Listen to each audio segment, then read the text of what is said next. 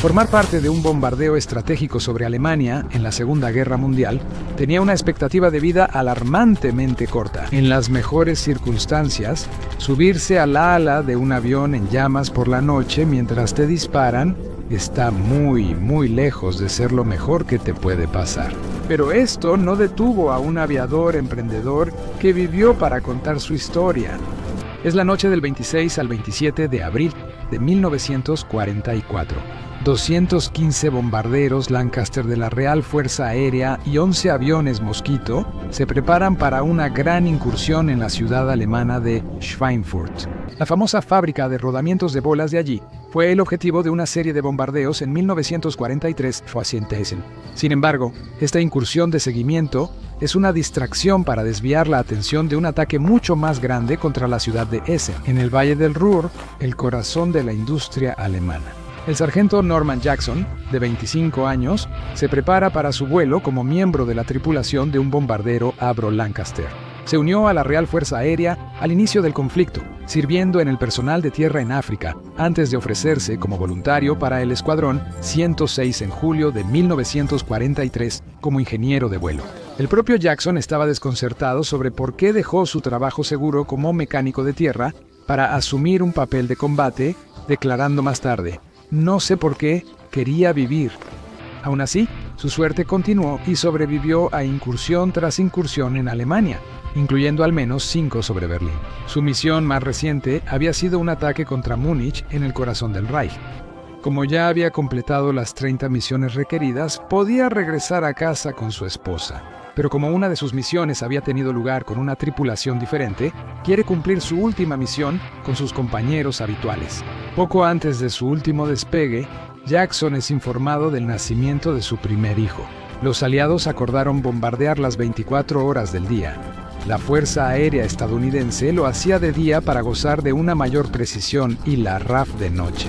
Volar en la oscuridad era menos preciso, pero la cobertura de la noche era más segura que volar a plena luz del día. Más seguro, por supuesto, es un término relativo. Aún así, las cosas iban bien al principio, al menos. Despegando de su base aérea en Metheringham, en el este de Inglaterra, el Lancaster cruza el Canal de la Mancha rumbo a Alemania. La aeronave vuela a una altitud de alrededor de 20.000 pies o unos 6.100 metros, cuando se acerca al objetivo. El Lancaster se mantiene estable, ataca y suelta su carga. Sorprendentemente, encuentran poca resistencia, y Jackson y el resto de la tripulación salen ilesos. Fue entonces cuando las cosas empezaron a empeorar. Mientras regresan a casa, el Lancaster es avistado y atacado por un caza nocturno alemán. Había ambigüedad sobre qué tipo de caza fue. A fin de cuentas, todo ocurrió en completa oscuridad, pero probablemente el agresor del Lancaster fue un FW-190. El Focke-Wulf 190 es un caza monoplaza y uno de los aviones más efectivos de Alemania durante la guerra. Armado con ametralladoras y cañones de 20 milímetros, el caza desata una mortal andanada de plomo y explosivos que destrozan al bombardero. El piloto del Lancaster, el oficial de vuelo Fred Mifflin, comienza maniobras evasivas. Es un intento valiente, pero el FW-190 es mucho más maniobrable que un bombardero pesado y el Lancaster recibe varios impactos.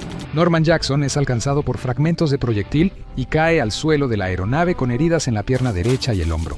Cuando recupera el sentido, se da cuenta de que hay un problema mucho mayor. Se ha desatado un incendio en el ala de estribor, que se está extendiendo peligrosamente cerca de uno de los tanques de combustible de la aeronave. Ignorando sus heridas, Jackson sabe que si las llamas se extienden aún más, las consecuencias serían catastróficas. En vez de permitir que eso ocurra, toma una decisión firme.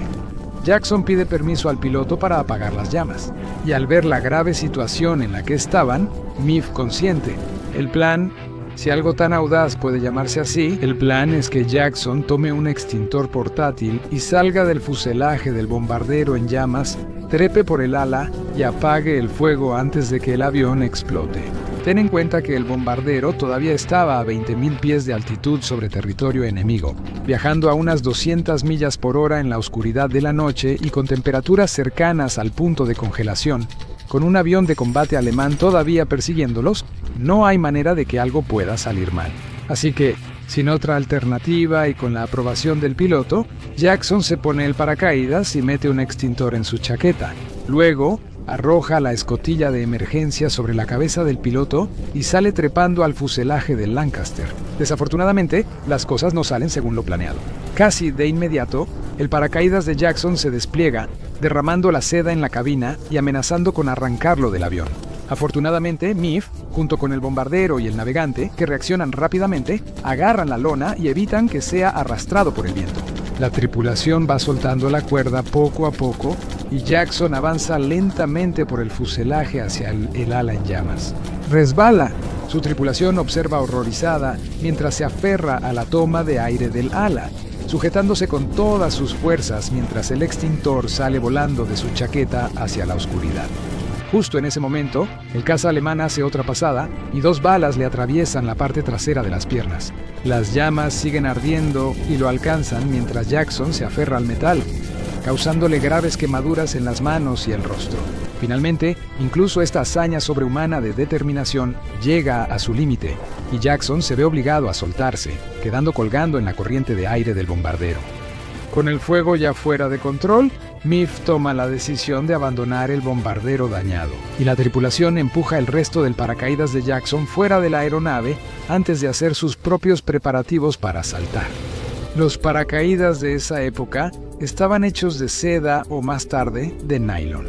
Independientemente del material del que estuviese hecho el de Jackson, ninguno era muy resistente al fuego, y la vela comienza a arder mientras Jackson cae al suelo de una manera no tan elegante. En cuanto al resto de la tripulación, lamentablemente el oficial de vuelo Fred Mifflin y el sargento de vuelo Norman Johnson, artillero de cola, murieron en acción. Los otros 4 miembros, los sargentos de vuelo Frank Higgins, Maurice Toff, Ernest Sandilands y Walter Smith, logran escapar ilesos del avión, pero son capturados por los alemanes y enviados a un campo de prisioneros de guerra.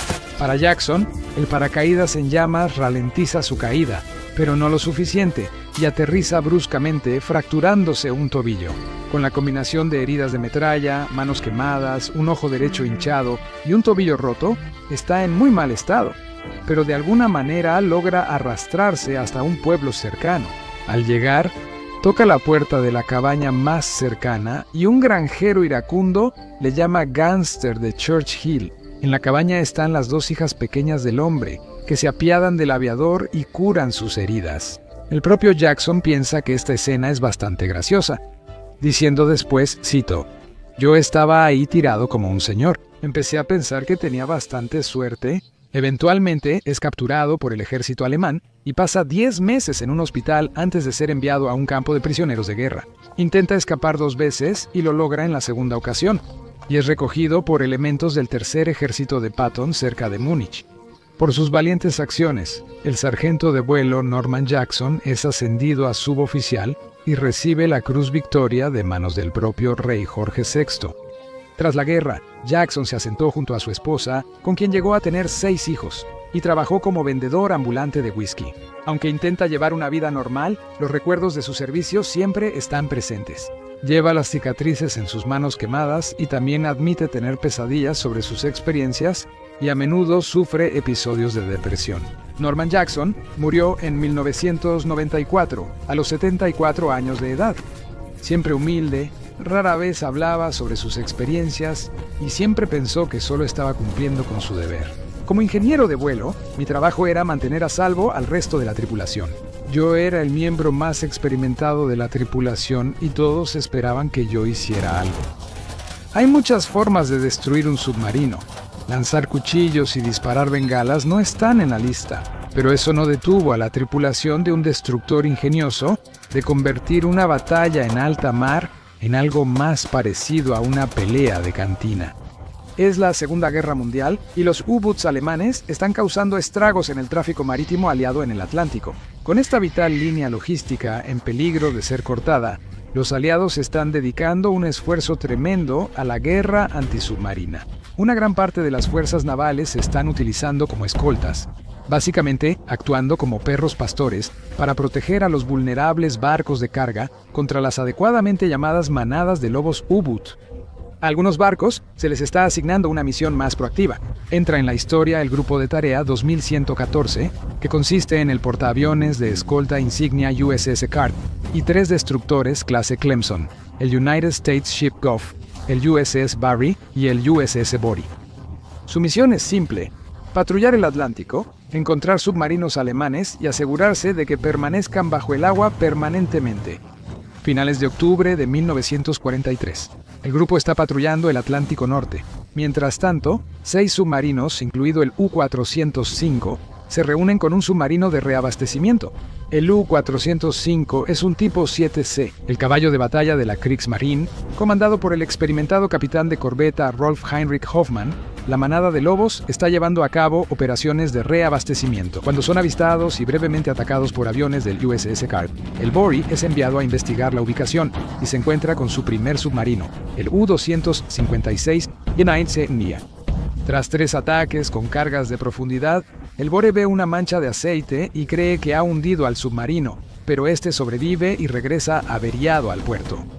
La noche del 31 de octubre de 1943, el radar del Bory detecta algo, y el teniente Charles Hutchins ordena investigarlo. Cuando el Bory está a menos de 2.800 yardas, el radar pierde el contacto y el U-405 se sumerge. En mares cada vez más agitados, el destructor localiza el submarino con sonar y lo ataca.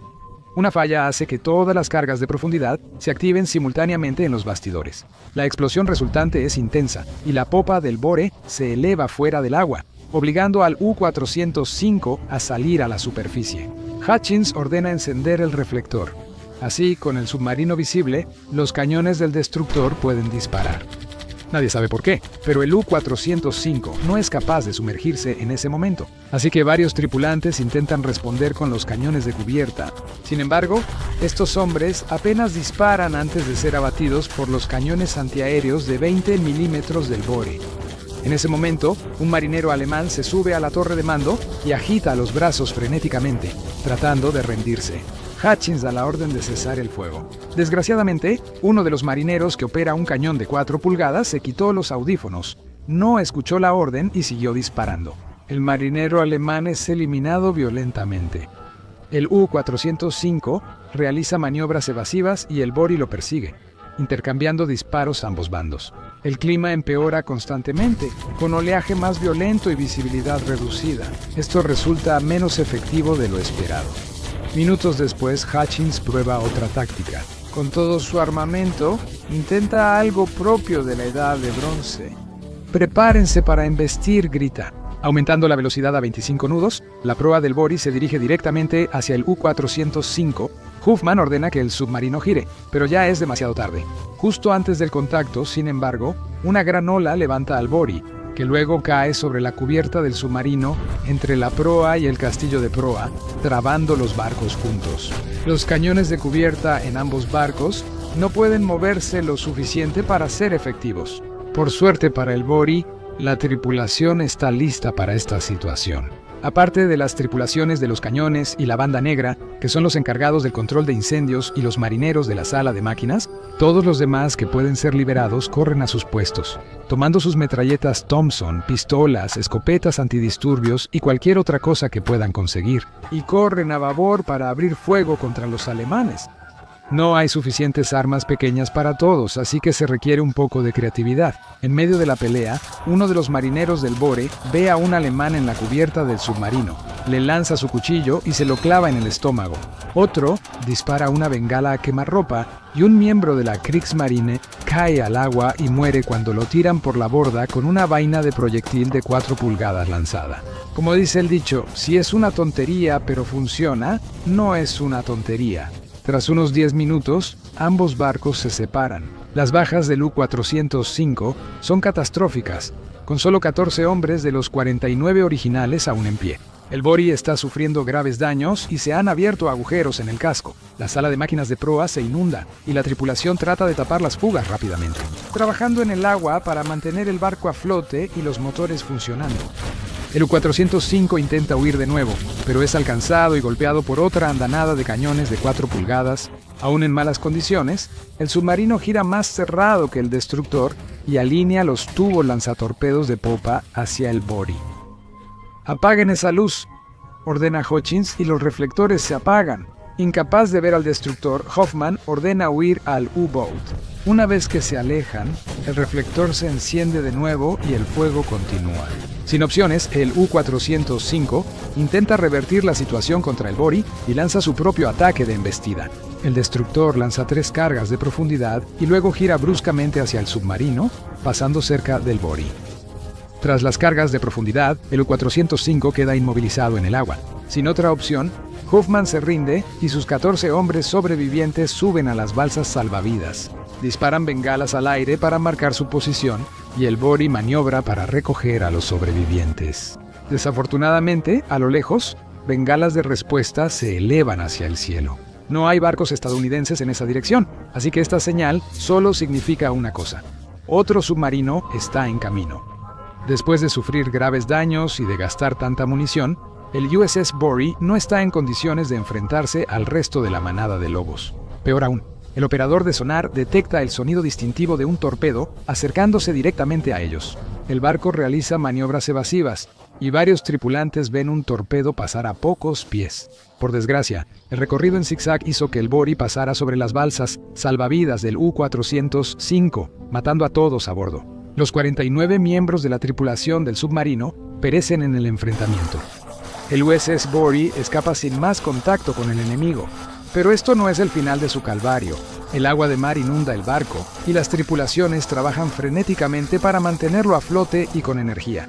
Pasan el resto de la noche, intentan todo lo posible. Incluso arrojan torpedos, lanzadores, cañones de 20 milímetros, proyectiles de 4 pulgadas y cualquier cosa prescindible para aligerar el barco. A las 9 a.m. del 1 de noviembre, la última turbina falla y el Bori queda a la deriva. Se envía un mensaje de radio y el USS Scart lo recibe a las 11:10 de la mañana. Son enviados el USS Gulf y el USS Barry y el CAR lanzaaviones que localizan al Bori.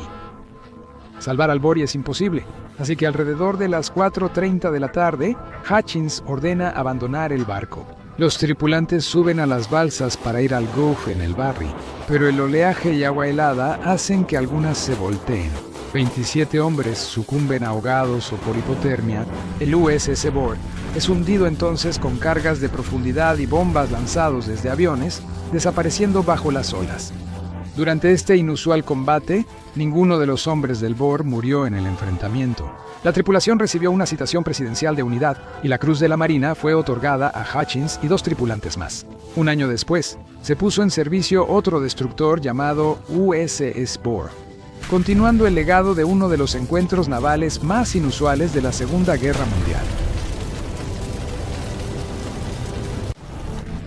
Un puente demasiado lejos. La 82 aerotransportada cruza el Vaal. Tras el desembarco en Normandía en 1944, los aliados rompieron las defensas alemanas y recuperaron mucho territorio. Para finales del verano, el alto mando ideó una nueva operación, una que podría terminar la guerra antes de Navidad. Llamada Operación Market Garden, la ofensiva combinó fuerzas aerotransportadas y blindadas. La primera división aerotransportada británica, la primera brigada de paracaidistas independiente polaca y las divisiones aerotransportadas estadounidenses, 82 y 101, serían lanzadas sobre puntos estratégicos en los Países Bajos para asegurar puentes clave. El 30 Cuerpo británico avanzaría y cruzaría los puentes capturados para entrar a Alemania por el norte. La 82 División Aerotransportada, bajo el mando del general James Gavin, debía asegurar los puentes sobre el río Vaal en Nimega, uno ferroviario y otro carretero. Durante el avance alemán por los Países Bajos, los puentes fueron destruidos pero fueron reparados por ingenieros alemanes. Era vital para el éxito de Market Garden que estas estructuras fueran capturadas intactas. El 17 de septiembre de 1944 comenzó la Operación Market Garden. Tras aterrizar, los paracaidistas aseguraron sus objetivos. Al ver cómo se acercaba a la 82, los alemanes destruyeron varios puentes del canal, aunque uno fue capturado. Después avanzaron a Nimega y sus puentes vitales, pero sufrieron retrasos. Entonces, se prepararon para rumores de 1000 Panzers estacionados en un bosque cercano, lo cual resultó ser falso. Al entrar a la ciudad, los estadounidenses fueron recibidos como libertadores por los holandeses, pero las celebraciones terminaron cuando los alemanes contraatacaron. El general alemán Walter Model envió refuerzos de la 10ª División Panzer SS para evitar que los aliados tomaran el puente.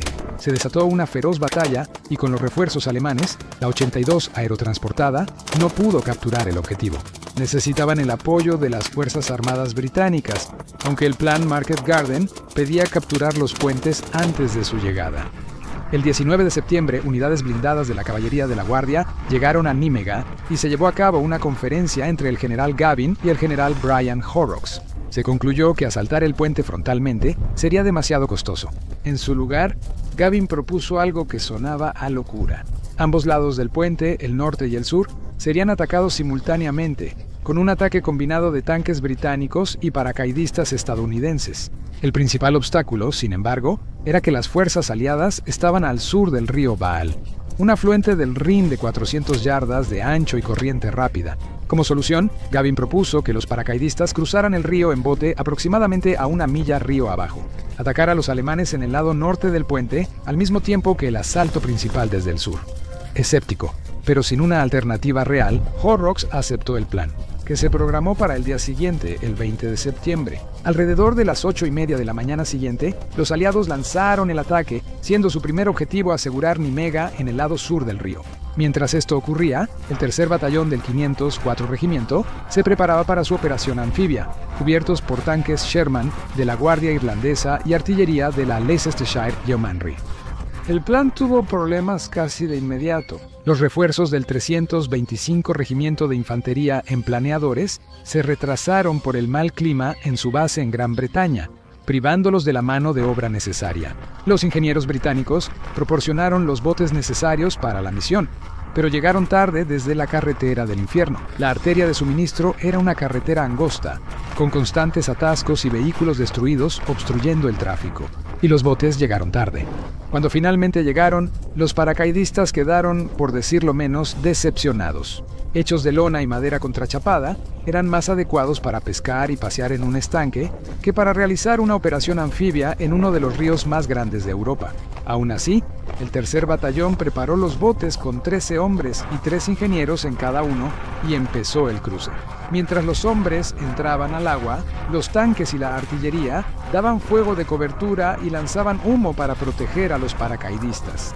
Además, una escuadrilla de 8 cazas Typhoon de la RAF ametralló la orilla norte en previsión del desembarco.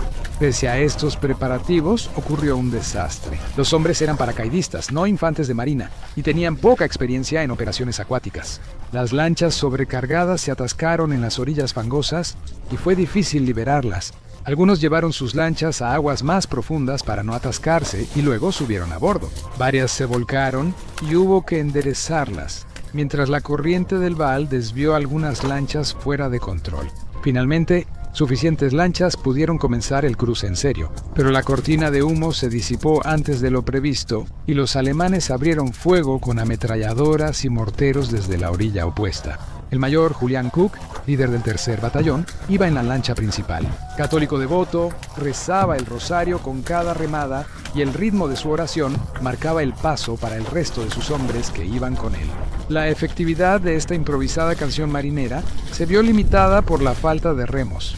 Los hombres improvisaron usando las culatas de sus rifles, sus manos, cualquier cosa para cruzar. Con objetivos tan torpes, las ametralladoras, tanques y morteros alemanes empezaron a eliminar a los paracaidistas en problemas, disparando contra los botes de lona con todo lo que tenían en su arsenal. Se hicieron agujeros en los cascos endebles y los sobrevivientes usaron sus cascos para sacar agua y taparon filtraciones con tela, en un intento desesperado por sobrevivir. De los 26 botes que hicieron el primer viaje, solo 11 regresaron a la orilla sur para la segunda oleada. Quienes no cruzaron aún enfrentaban grandes obstáculos. La principal posición alemana era un dique al otro lado de un campo de 1200 pies. Tras recuperar el aliento, los hombres calaron las bayonetas y cargaron. Hubo un breve tiroteo y los pocos alemanes ahí despejaron este punto fuerte defensivo. Mientras esto ocurría, el resto del batallón cruzó, con la mayoría del tercer batallón al norte del Vaal. Se dirigieron al puente del ferrocarril y tras destruir varias posiciones alemanas aseguraron su extremo norte. Habría combates más intensos, pero al final también capturarían la parte norte del puente del Vaal. Mientras tanto, Nimega era capturada por fuerzas británicas y paracaidistas estadounidenses que en ocasiones combatían de azotea en azotea. Por la noche, los aliados controlaban ambos extremos del puente. Las SS intentaron destruir el tramo con cargas explosivas, pero no detonaron.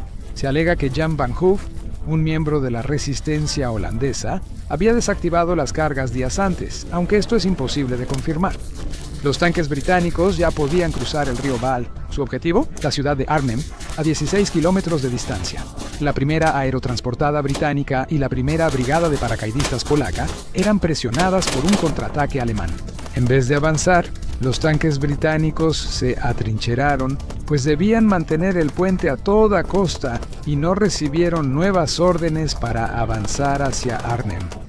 Debido a una combinación de factores que iban desde la llegada de la noche, la llegada de refuerzos alemanes, problemas logísticos y focos de resistencia alemana en la zona de Nimega, el avance hacia Arnhem se retrasó. Al enterarse de ello, los paracaidistas se enfurecieron, habiendo realizado el cruce a plena luz del día, sacrificando sus vidas bajo la impresión de que cada momento contaba en lugar de esperar a la oscuridad. Durante el cruce y los combates posteriores, 134 hombres del tercer batallón y sus ingenieros adjuntos resultaron muertos, heridos o desaparecidos más de la mitad de la unidad. Sin embargo, había poco que pudieran hacer excepto reforzar sus posiciones y esperar órdenes. Finalmente, después de unos días más de combates, se determinó que Arnhem era demasiado difícil de mantener y que los aliados debían asegurar su línea del frente en Nimega. Los paracaidistas en Arnhem avanzaron al sur para unirse a sus aliados, aunque esto aún se debate hoy. Desde los problemas de la 82 para hacerse con los puentes antes de que llegaran los tanques, hasta el fracaso a la hora de avanzar hasta Arnhem, fallas logísticas y de comunicación, el clima y otras razones, la operación Market Garden fue, en última instancia, un fracaso. A pesar de ello, la memoria de los hombres heroicos que lucharon sigue viva. 40 años después, se erigió un monumento en honor a los caídos. En 2013, se inauguró un tercer puente sobre el Vaal, llamado Oversteig, o el Cruz. Tiene 48 luces, una por cada hombre que murió intentando llegar a un puente demasiado lejos.